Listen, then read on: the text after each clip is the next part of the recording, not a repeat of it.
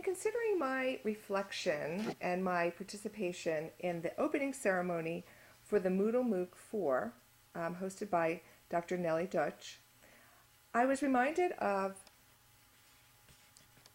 Dee Fink, Meaningful Learning, by Dee Fink, in her book, Significant Learning.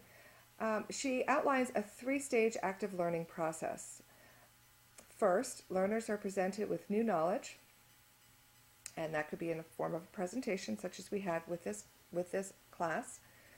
Second, learners must do something with the new knowledge by way of an active learning activity.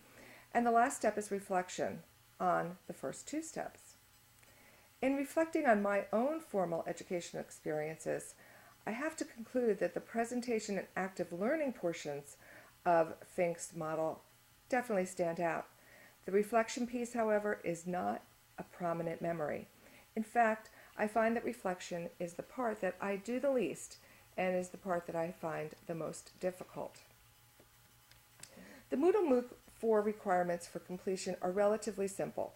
First, attend any 10 of the 34 live 1-hour sessions. If the times are inconvenient, the recordings are made available for access, at a more convenient time for me.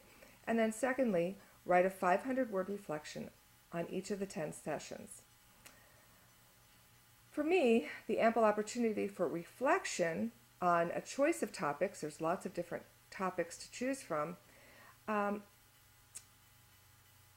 in the very least, participation in this class provides me the 10 opportunities to flex my underused reflection muscles.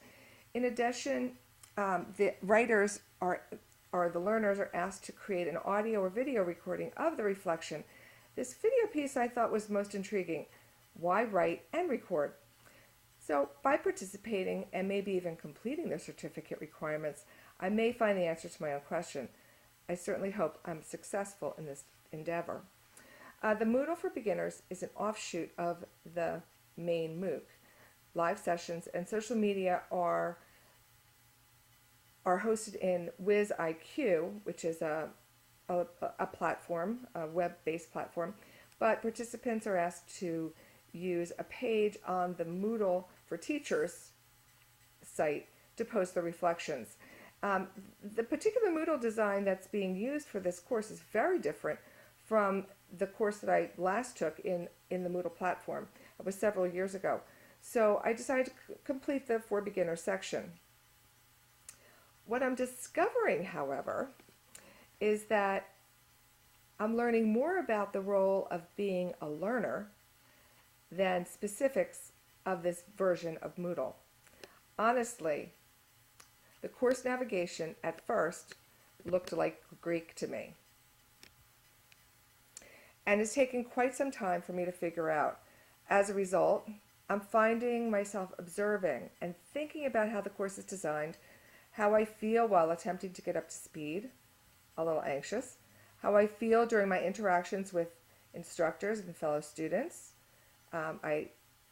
The quick feedback is very helpful, although one or two of the responses have made me feel a little uneasy. And then